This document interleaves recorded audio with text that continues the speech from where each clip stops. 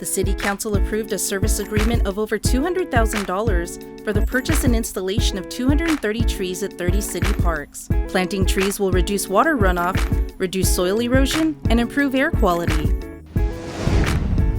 The Corpus Christi Police Department will receive funding for replacement body cameras. The Council approved the acceptance of a $75,000 grant from the state for the purchase of 59 replacement Panasonic body cameras and related equipment for the police department.